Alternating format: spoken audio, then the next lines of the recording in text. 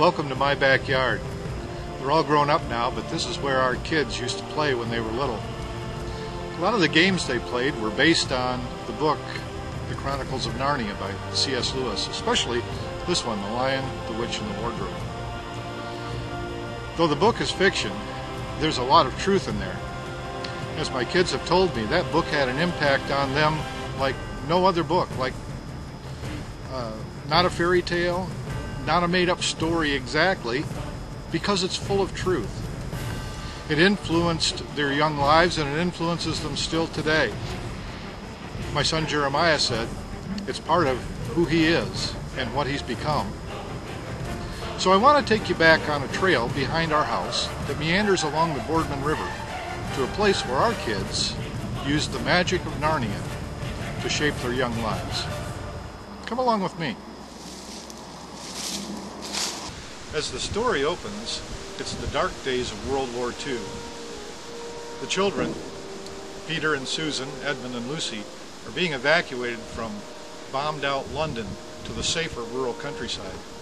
As our kids wandered down this path, they came along some wrecked old cars like this, and for them it signified leaving the real world behind and entering that magical realm.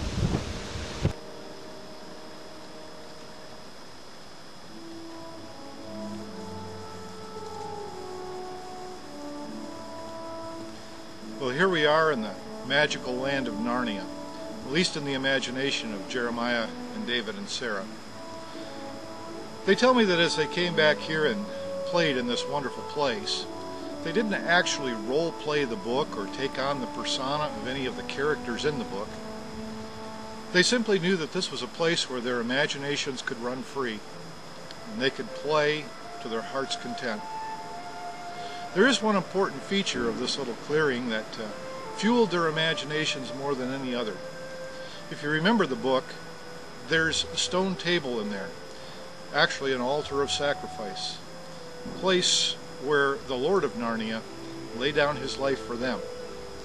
It's right here at my feet.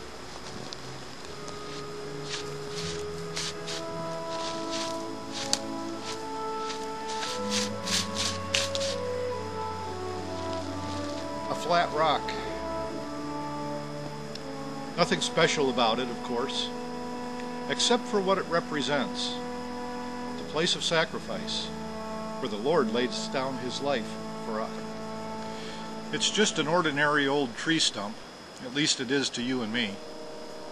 But in the children's imagination, it became the silver chair. There's a prophecy in The Lion, the Witch, and the Wardrobe that says when 4 sons of Adam and 4 daughters of Eve sit on the thrones at Cair Paravel, then the Lord of Narnia will return. Well, thanks for coming with me to the magical land of Narnia, where our kids used to play and where Tim and Anita's kids play now. Of course, it's all pretend, because everyone knows there's not a real throne, a real stone tablet, and lampposts just don't grow in the forest.